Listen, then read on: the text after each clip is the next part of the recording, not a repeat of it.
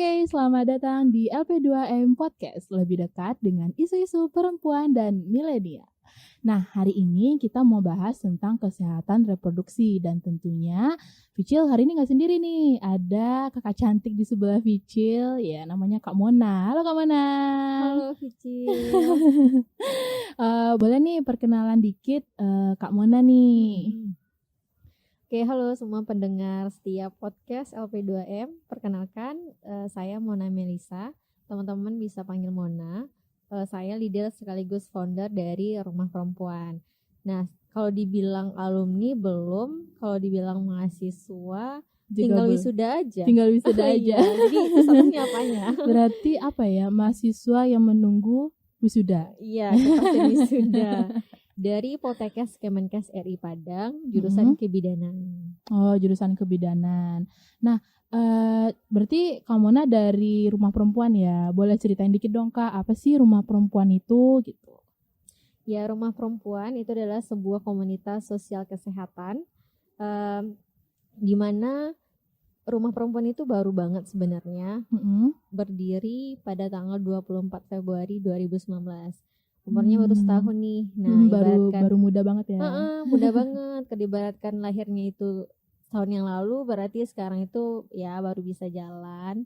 Bisa sih jalan, tapi lari belum sih kayaknya. Lari belum, berbicara masih susah juga gitu. Aduh, masih iya. banyak belajar. Nah, kalau boleh tahu, kenapa sih kakak membangun komunitas Rumah Perempuan ini dan awalnya gimana sih ceritanya dulu gitu? Ya, awalnya Rumah Perempuan ini hadir karena keresahan kami gitu. Mona itu ada berlima. Kami itu kalau misalnya selesai dinas, kan kalau di Poltekkes itu kan setiap semester tuh selalu turun. Kami ke puskesmas, ke rumah sakit, ke rumah bidan, ataupun di masyarakat, tinggal di masyarakat gitu. Nah, di sana tuh kami selalu dapat kasus-kasus di mana pasti lagi-lagi objeknya perempuan gitu. Ya wajar karena kan kami bidan gitu, pasti ketemunya perempuan terus. Terus ya di sanalah kayak kenapa ya gitu, kenapa sih perempuan hari ini banyak bingung, kenapa sih hari ini perempuan banyak sibuk sama hal-hal yang remeh-temeh. Nah, di sana tuh kami kayak ngerasa, oh kita tuh sebagai sesama perempuan perlu nih untuk saling berpegangan tangan, saling menguatkan, saling berbagi untuk sama-sama mengemban peran ini dengan maksimal. Karena ya kita tahu kalau kata Muhammad Hatta kan kalau kita mendidik satu laki-laki itu mendidik satu anak, tapi kalau kita mendidik satu perempuan itu kita mendidik sebuah peradaban. Bayangin peradaban loh yang jadi amanah seorang perempuan. Dan itu nggak mudah dan itu perlu prepare yang benar-benar bagus gitu, nggak main-main. Makanya Rumah Perempuan itu hadir dan awalnya sih remeh aja, maksudnya di kampus itu kan banyak pertanyaan, misalnya karena teman-teman itu misalnya pulang kuliah, mereka tuh memilih untuk misalnya kayak hangout, pergi nonton, pergi makan, refreshing. Belajar, nah refreshing. Terus dia bilang gini, iya mah Mona enak gitu, Mona mah passionnya udah tahu ngapain gitu, makanya Mona pun tahu untuk mau berkontribusi di mana, sedangkan kami belum gitu. Nah itu kenapa perempuan itu sekarang banyak habis waktunya untuk hal yang remeh-temeh, karena mereka belum selesai dengan dirinya.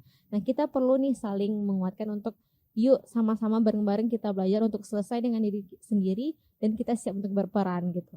Oh, berarti itu cuman kayak berarti terciptanya itu karena saling berbagi keluh kesah gitu ya. Benar. Oke. Nah, kita karena mau bahas tentang kesehatan reproduksi perempuan nih, boleh dong ceritain dikit apa sih kesehatan reproduksi itu gitu loh. Nah, kalau sekilas kita dengar kan kesehatan reproduksi itu mungkin orang menyangkanya tuh tentang organ seksual, tentang penyakit menular seksual, tentang organ reproduksi. Sebenarnya menurut WHO kesehatan reproduksi itu adalah sehat secara fisik, mental, sosial, serta fungsi dan sistem reproduksi itu sendiri.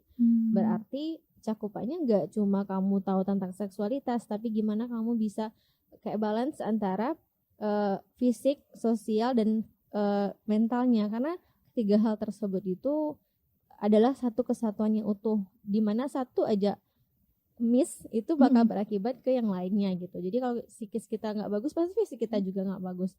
Akhirnya pasti kita nggak bisa contribute untuk society gitu. Iya. Nah, kesehatan reproduksi ini apakah mengetahuinya dari anak umur berapa sih? Bagusnya kita yang mengetahui kesehatan reproduksi ini dari umur berapa sih mengetahui hal ini gitu loh? Nah, kalau spesifik tentang kesehatan reproduksinya itu sendiri, sebenarnya dari remaja udah bisa gitu. Karena memang sekarang itu kesehatan reproduksi itu juga fokusnya itu ke remaja nih dari WHO-nya. Kenapa? Karena ternyata remaja perempuan itu menjadi penyumbang angka HIV atau penyakit menular seksual terbesar gitu. Remaja sorotannya itu. Iya. Nah, makanya dari remaja itu sebenarnya kita udah harusnya mulai aware atau ya banyak lah gitu orang-orang harus memfasilitasi, karena kita nggak menutup itu ya, bahwa di sekolah kita kayaknya belum terlalu terjelas ya. Iya, masih tabu gitu. Masih tabu banget di masyarakat bahkan hari ini. Nah, untuk informasi gitu sendiri di era yang sangat canggih ini tuh teman-teman bisa dapatin informasi soal kesehatan reproduksi di mana aja. Apalagi ini ini handphone. Iya. Itu multifungsi banget, kayak udah mukjizat, kita bisa ngapain aja di dalamnya. Jadi teman-teman tinggal ke kitanya gitu, balik ke kitanya, kita mau aware nggak, kita mau peduli nggak sama diri kita, maka ya udah kita selesain dan cari itu dimanapun, mau di Instagram, mau di Google, banyak baca deh, mau buku misalnya suka cinta baca buku tuh bagus banget gitu. Nah, gimana? Oke lah, kalau misalnya perempuan-perempuan ini ada yang tahu, ada yang enggak juga. Kalau tahu kan berarti otomatis dia udah aware dari dini gitu loh, bagaimana kesehatan fisiknya dan alat reproduksinya seperti itu kan. Nah, gimana menurut Kak Mona tentang perempuan yang belum mengetahui betapa pentingnya kesehatan reproduksi ini gitu?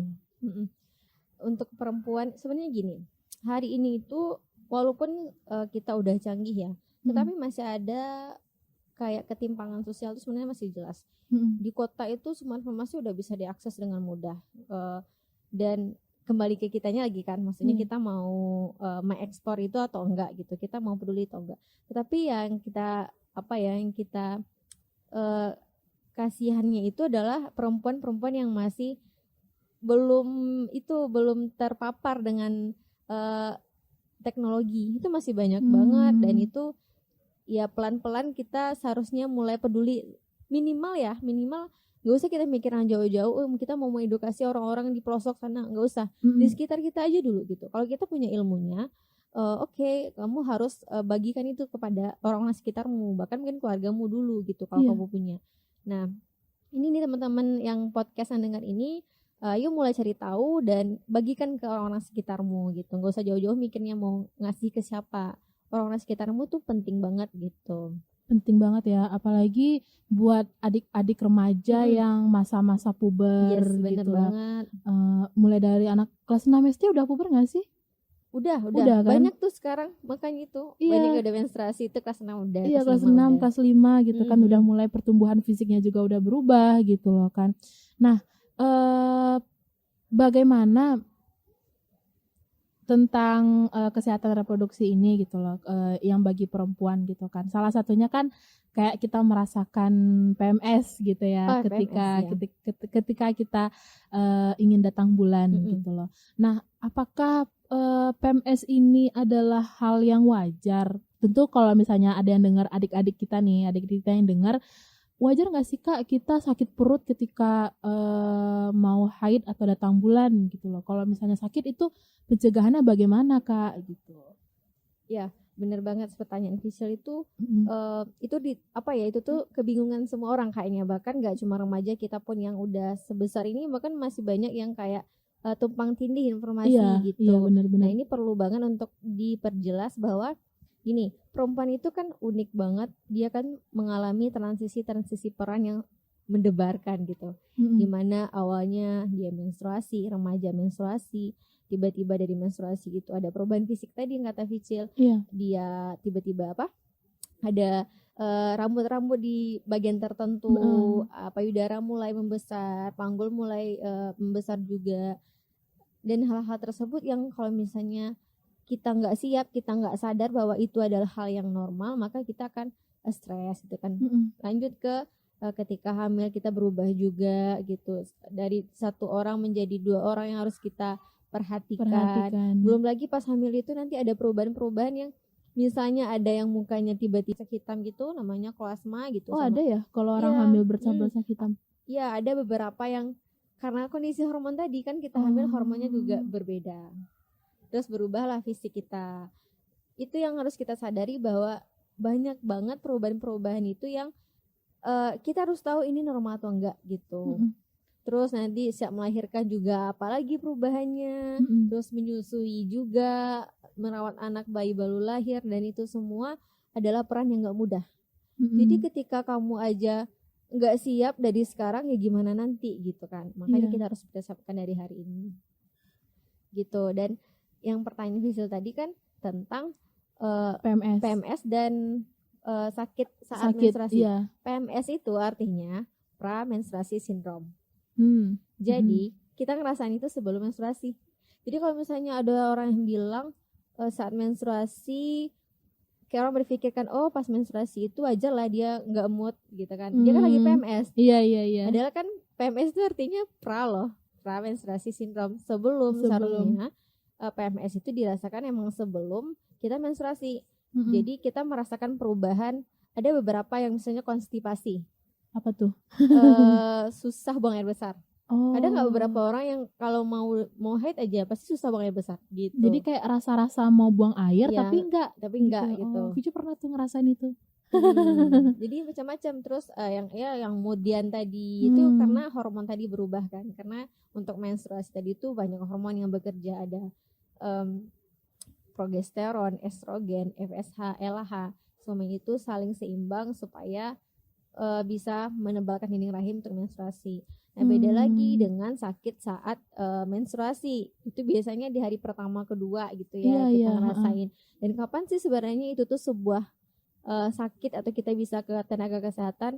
Nah, pertama kita sadari bahwa setiap orang berbeda respon tubuhnya terhadap menstruasi. Jadi kita nggak bisa sama ini. Kalau si A sakit saat menstruasi, si B enggak. Apakah si A bermasalah? Belum tentu. Makanya kita harus kaji dulu nih. Gimana cara mengkajinya? Pertama, kita sadari bahwa sakit saat menstruasi itu atau nama dalam arti kesehatannya dysmenorrhea itu tuh wajar gitu. Karena kontraksi itu tadi, kontraksi dari rahim untuk keluarnya dinding rahim yang menebal. Nah, kapan kita harus ke tenaga kesehatan? Saat sakitnya itu nggak bisa ditoleransi lagi. Kita bisa pingsan atau kita nggak memiliki aktivitas apapun. Itu boleh banget kita ke tenaga kesehatan. Karena bisa jadi ada anatominya yang salah, yang berbeda atau apa gitu. Oh, berarti sakit perut ketika ingin haid itu adalah hal yang wajar ya. Jadi kita nggak boleh panik atau stres kayak gitu. Benar. Tapi dengan cara seperti itu apa sih yang harus kita lakukan ketika kita haid itu ingin haid atau PMS itu gitu loh? Iya, kita sakit saat menstruasi. Iya. Nah, sakit saat menstruasi itu ada beberapa treatment yang bisa kita lakuin tergantung apa yang kita rasain. Yang pertama kita bisa pakai teknik nafas dalam. Jadi ya udah tarik nafas dalam pelan-pelan, terus hembuskan pelan-pelan sampai kita ngerasa relax. Terus yang kedua kita bisa cari posisi yang nyaman. Kita mau gimana, mau tiduran, jongkok, guling-guling boleh, jungkir balik boleh banget, asalkan kamu nyaman dan rasanya itu lebih mendingan nih gitu. Terus yang ketiga itu kamu bisa kompres hangat. Ada botol, kamu masukin air hangat terus kamu kompres deh bagian perut kamu sekitar menstruasi itu. Insya Allah itu bakal hilang gitu. Nah, dengan hal yang seperti itu kan berarti membutuhkan waktu juga ya kalau menghilangkan rasa sakit itu. Iya. Nah, bagaimana dengan obat-obatan atau minuman yang bisa menghilangkan rasa sakit ketika haid itu? Itu di kebidanan sendiri atau di ilmu kesehatan itu apakah boleh diminum atau nggak boleh nih? Nah, sebenarnya sebagaimana kita tahu bahwa sakit saat menstruasi itu adalah hal yang normal dan fisiologis dan itu berbeda pada setiap orang, itu tuh kembali ke asesmen lagi kan gitu. Apakah sakitnya benar-benar udah gak bisa ditolerir lagi, maka teman-teman boleh untuk minum obat. Tapi kalau anjuran saya sesuai resep dokter deh gitu. Jangan kayak sembarangan dulu gitu, karena takutnya gimana-gimana kan. Lebih baiknya kalau misalnya udah sakit banget kita sampai pingsan, ya udah kita ke dokter aja, minta konsultasi mau bagusnya apa obatnya gitu. Tetapi kalau misalnya masih bisa ditahan dan kita ketika dilakukan treatment tadi dan manjur, ya udah lanjutin itu aja. Karena kan obat itu kan artinya tuh ada sesuatu penyakit yang kita obati. Misalnya kayak obat penurun demam berarti itu badan kita panas. Obat sakit gigi berarti sakit gitu kan. Berarti itu ada sakitnya gitu. Kalau menstruasi itu kan enggak normal, tapi tergantung kitanya gimana. Berarti tergantung nyamannya kita gimana ya, gitu benar. Ya. Nah, bagaimana dengan ibu hamil yang dalam kondisi fisiknya itu ada bayi di dalam rahimnya? Nah, apakah itu juga perlu dilakukan kesehatan reproduksi kah atau bagaimana? Oke, kalau untuk hamil ya, sebelum kita hamil, kita harus persiapkan diri dulu untuk kehamilan itu apa aja sih yang perlu kita persiapkan secara fisik. Yang pertama, HB kita normal. HB normal itu sekitar 12,5% gitu. Jadi kenapa kita perlu HB segitu? Karena ketika kita hamil akan terjadi penurunan HB karena terjadinya hemodilusi gitu. Itu tuh artinya kayak plasma darah kita lebih cair dari biasanya sehingga HB-nya turun. Dan coba bayangkan kalau kita sebelum hamil aja udah anemia, berarti pas hamil makin anemia dong gitu. Kalau kita anemia pas hamil gimana melahirkan anak yang cerdas, yang gizinya baik, karena kan HB itu penentu gimana pemberian suplai nutrisinya, oksigennya dan lain-lainnya. Itu yang pertama. Yang kedua tentang berat badan itu minimal 45 kilo. Kenapa? Karena itu tadi, karena kita mempersiapkan diri kita untuk mempunyai janin gitu, dimana nggak cuma kita yang harus makan, tapi janin kita juga harus mendapatkan nutrisi yang baik. Yang ketiga itu ada lila. Lila itu lingkar lengan atas, itu tuh sekitar 23,5 cm. Karena lila itu menandakan seseorang kek atau tidak. Kek itu kekurangan energi kronik. Apa yang diakibatkan jika seorang ibu kek? Itu bisa BBLR, prematur, perdarahan, dan komplikasi-komplikasi lainnya. Dan untuk perubahan fisik hamil, nah ini menarik nih sebenarnya. Karena hamil itu lebih luar biasa lagi gitu perubahannya. Dimana awalnya kita semakin bertambahnya usia akan semakin berubah dong fisik kita. Nanti ada yang sakit pinggang, ada yang dadanya sesak gitu. Itu tuh apakah normal atau tidak, itu tuh kembali ke kita gimana menanggapinya. Karena sebenarnya kalau pinggang kita sakit normal, dada kita sesak normal. Kenapa? Karena bayi kita udah mulai besar, dia mulai gimana ya? Iya, apa namanya tuh? Udah mengisi perut kita. Mengisi perut kita lebih banyak lagi. Terus yang perlu kita ketahui adalah tanda-tanda bahaya saat kehamilan, karena itu tuh patokannya. Karena perubahan-perubahan itu fisiologis, tapi ada tanda-tanda yang harus kita warning nih ketika hamil. Apa aja? Misalnya pas trimester 1. Trimester 1 itu adalah usia kehamilan 0 sampai 12 minggu. Apa aja itu sebesar apa tuh kalau janin semester 1 itu? Gimana ya? Masih kecil banget, masih kayak kecil. Gumpalan darah? Enggak. Kalau udah 12 minggu udah mulai itu terbentuk kayak apa ya? Bentukan-bentukan, tapi kayak belum embrio. Jelas. Enggak juga. Enggak, belum jelas yang mata itu belum. Iya, masih iya, yang iya. kayak lekukan aja gitu. Nah, 0 sampai 12 minggu itu apa aja tanda-tandanya gitu. Kapan itu tuh menjadi bahaya? Yang pertama, kalau ada perdarahan, walaupun flek ya. Flek itu kayak coklat-coklat aja itu udah kita harus segera periksakan. Yang kedua, demam tinggi. Yang ketiga, tensi tinggi. Yang keempat, udem. Udem ini apa? Udem itu penumpukan cairan sebenarnya namanya, tapi dilihat dari kaki kita. Kalau misalnya kita membesar terus kita tekan, itu terjadi lambat kembalinya. Berarti kayak tertekan, Ya, terus dia pas kembalinya dia lambat, lama gitu. itu tuh udem. Itu bahaya juga.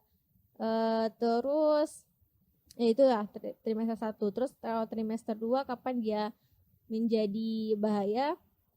Kalau misalnya sakit perut yang hebat, kram yang hebat. Semester 2 nih berapa bulan? 13 sampai 28 minggu. Bulan keberapa itu? 4 sampai 7. Oh iya. Sampai 7 bulan. Nah, ya sama aja sebenarnya, misalnya pusingnya hebat, kram perut yang dahsyat, terus kalau trimester 1 tuh yang menariknya itu sih, kayak mual muntah ya. Iya. Ya, mual muntah tuh banyak banget dirasain ibu hamil. Dan itu tuh harus bisa kita refleksiin lagi, jangan sampai mood ibu itu kayak dituruti gitu loh, maksudnya mentang-mentang mual dan muntah tapi nggak mau makan, kan kasihan anaknya. Maka kita edukasi ibu kalau misalnya mual muntah pada trimester pertama itu wajar, karena ada namanya hormon HCG yang mengakibatkan asam lambung kita juga naik gitu. Dan kalau misalnya udah nggak bisa makan banget, baru kita harus ke rumah sakit. Nggak bisa nih kalau kita periain aja, karena nanti takutnya anaknya tidak tercukupi nutrisinya, karena usia 3-8 minggu itu adalah pembentukan organ-organ gitu. Nah, trimester 3 ya kalau misalnya ada perdarahan itu tuh juga bahaya. Jadi kalau yang lain-lain kayak sesak, sakit pinggang, keputihan, itu wajar ketika hamil, jadi jangan cemas gitu. Nah, oke, itu kan kalau misalnya janinnya tumbuh di dalam rahim gitu loh. Nah, Vicu juga pernah baca ada kasus ketika janin ini di luar rahim, atau apa sih namanya itu tuh istilahnya? Kalau nama kesehatannya kehamilan ektopik. Nah, iya, itu berarti janinnya tumbuhnya tuh bukan di rahim tapi di mana gitu kan. Nah, itu gimana sih? Ya, kalau janinnya tuh tumbuhnya tuh di kehamilan ektopik itu artinya ketika janin itu berkembangnya itu di luar rahim.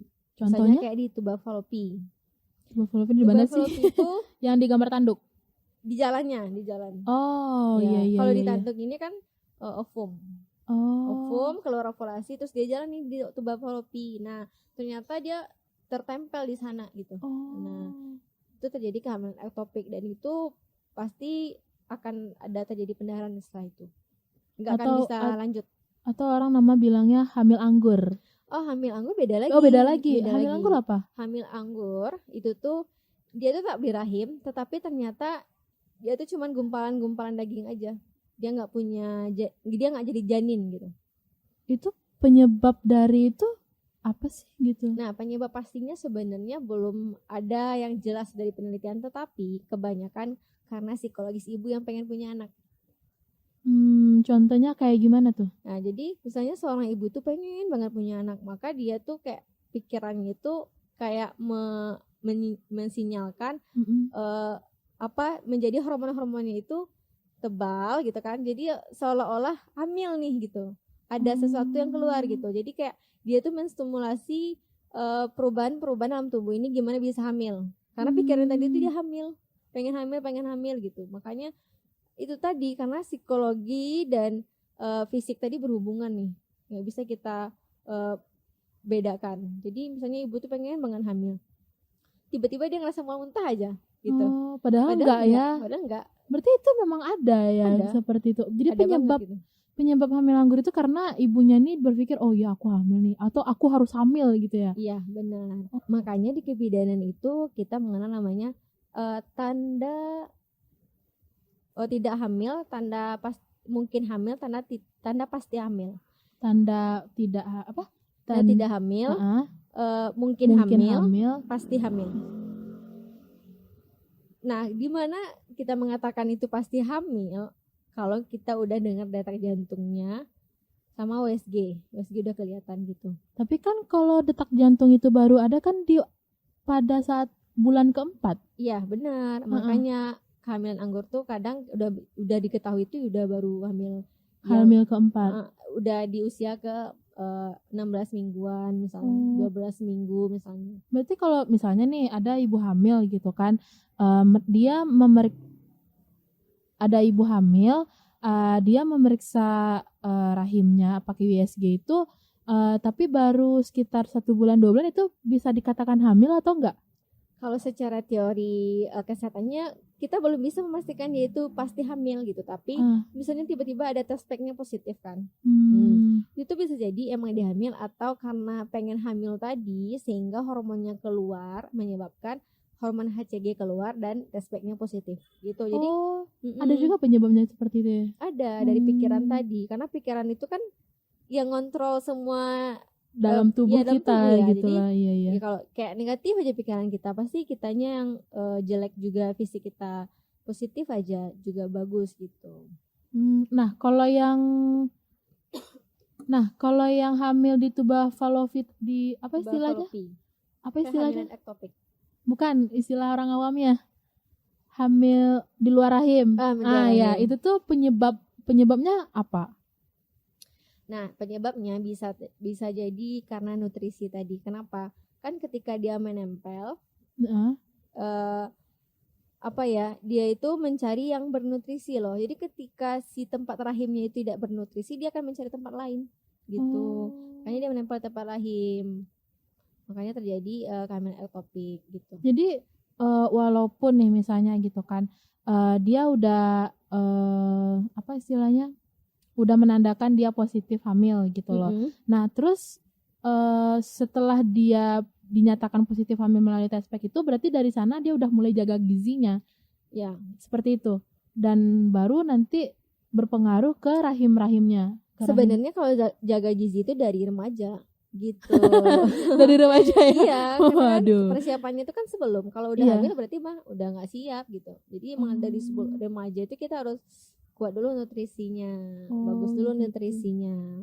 Nah, selain rahim berisi janin itu, apalagi sih perubahan dari fisik ketika seseorang ini mengalami kehamilan? Perubahan fisiknya tentu perutnya membesar. Iya, itu gitu salah satunya, perutnya membesar. Iya, terus ada yang kayak klasma tadi, ada bintik-bintik hitam di muka, itu karena hormon juga. Ada stretch marks, itu kayak garis-garis gitu. Iya, itu wajar nggak sih kalau ibu-ibu hamil stretch marks? Ya wajar banget gitu. Itu tuh hal yang normal sih didapatkan sama ibu hamil, tapi nggak semua juga, ada yang enggak gitu. Tergantung lagi gimana tubuh merespon. Oh gitu. Iya. Tapi ada juga kan ibu-ibu yang nggak kena stretch marks. Ada, mana banyak kok nemunya nggak ada. Nah, Vico pernah juga nih lihat ibu-ibu hamil tapi nggak kelihatan kalau dia itu lagi hamil gitu loh. Nah itu gimana sih, janinnya emang nggak mau berkembang atau memang ibunya yang jaga kesehatan biar nggak kelihatan gendut? Kalau nggak kelihatan itu ya biar pastinya kita harus periksa tentu. Kita periksa kalau mau lebih jelas USG, karena di USG itu nanti kelihatan berapa berat badannya sekarang, apakah sesuai dengan usia kehamilannya gitu. Tapi kalau dari bidan itu palpasi, terus diukur tinggi fundus uterinya, nanti dikalikan sekian dapatlah berat badannya segini gitu. Dan itu lagi kita nggak bisa ngelihat secara sekilas sih ibu hamil itu, karena kan tubuh perempuan itu berbeda-beda, itu lagi unik banget gitu kan. Makanya kalau mau pastinya kita harus periksa pastinya gitu. Apakah normal atau tidak gitu. Iya juga ya. Nah ini tentang penyakit deh, kita mau tahu kalau misalnya kesehatan reproduksi ini berarti kan ada tuh kebalikannya penyakit gitu kan. Apa aja sih penyakit yang bisa menyerang perempuan itu, baik dari bagian alat reproduksinya dan yang lainnya gitu. Nah, menariknya dari data itu menyebutkan kalau pembunuh terbesar itu yang pertama kanker payudara, yang kedua kanker serviks. Iya. Nah, ya kita refleksiin lagi kenapa bisa itu tuh menjadi pembunuh terbesar gitu kan, karena memang kitanya yang nggak aware nih sama kebersihan.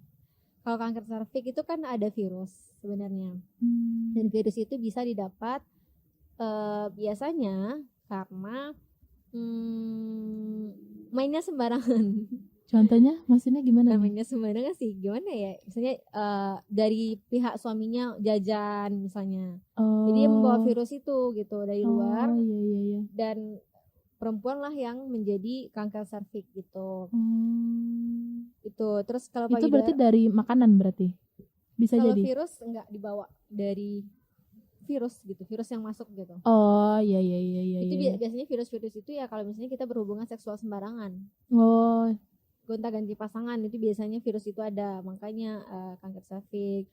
Terus ya kanker payudara ya karena hormon tadi, makanan misalnya yang bisa menimbulkan sel-sel kanker itu aktif, nah itu bisa tuh. Terus misalnya penyakit kayak HIV gitu kan. Iya, HIV.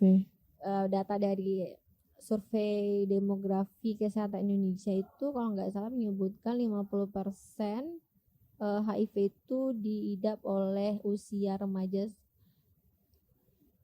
30 sampai 35 tahun gitu kan. Tetapi HIV itu kan 10 tahun kemudian ya. AIDS ya. Penderita AIDS itu tuh diduduki oleh kelompok remaja 30 sampai 35 tahun. Tapi kan AIDS itu 10 tahun sebelumnya kan HIV tuh. Sakitnya itu mulai 10 tahun kemudian kan, dan AIDS-nya itu ketahuan udah 10 tahun gitu. Makanya bayangin aja berarti udah dari 10 tahun yang lalu tuh berarti usia 20. Iya 20 itu dia karena dia bergonta-ganti gitu ya. Yang enggak baik gitu. Oke. Itu salah satu bukan salah satu juga sih. Itu beberapa penyakit yang terkena dampak di bagian kesehatan reproduksi kita ya. Nah terakhir nih Kak, menurut Kakak sebagai ibu bidan, nah gimana sih caranya kita perempuan ini untuk bisa menjaga kesehatan reproduksi kita?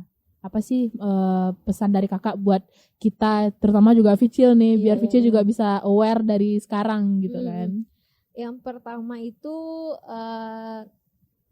ya ilmu dulu gitu. Kita harus cari tahu tentang ilmu tentang kesehatan reproduksi. Yang tentunya pertama personal hygiene. Maksudnya apa tuh? Personal hygiene itu kebersihan personal gitu. Jadi misalnya kayak kita menstruasi, kita kadang berapa kali ganti pembalut gitu. Kadang ada yang misalnya aktivitasnya padat, males aja ganti pembalut. Itu kan karena kita yang salah kan, kenapa kita nggak ganti pembalut? Makanya kadang ada kuman-kuman, iritasi.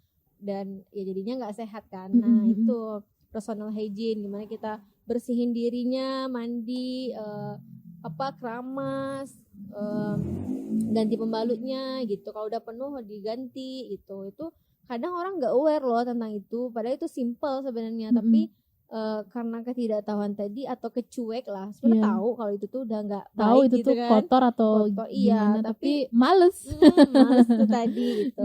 Yang kedua nutrisi itu, nutrisi sejak dini ini kita harus bagus gitu. Dan nutrisi itu sebenarnya kan banyak yang masih salah gitu, dimana katanya sebenarnya tuh yang paling bagus itu kita makan konsumsi buah dan sayur. Itu udah 2/3 dari piring kita tuh buah dan sayur. Jadi kayak sayur itu makan 1 mangkok loh sehari. Itu dimakan 1 mangkok. Terus buah itu 5 warna gitu. Jadi kenapa sayur dan buah itu bagus banget? Karena itu tuh meningkatkan imun tubuh kita dan nutrisi di dalam makro dan mikronya gitu. Nutrisi, yang kedua kan pertama knowledge tadi, yang kedua personal hygiene, yang ketiga nutrisi. Yang keempat olahraga. Pokoknya itulah health, hidup sehat lah intinya gitu. Hidup sehat. Yang terakhir olahraga gitu. Jangan malas-malas olahraga, walaupun kita ya 10 menit aja, 15 menit aja luangin gitu. Banyak banget ilmu yang Picu dapat hari ini tentang kesehatan reproduksi yang ya Picu sendiri juga baru tahu hal itu gitu loh. Dan luar biasa banget ngobrol-ngobrol kita hari ini, tema kita hari ini gitu loh. Oke, terima kasih. Aduh, kok Picu jadi grogi. Oke, terima kasih Kak Mona atas kesempatannya udah datang di LP2M.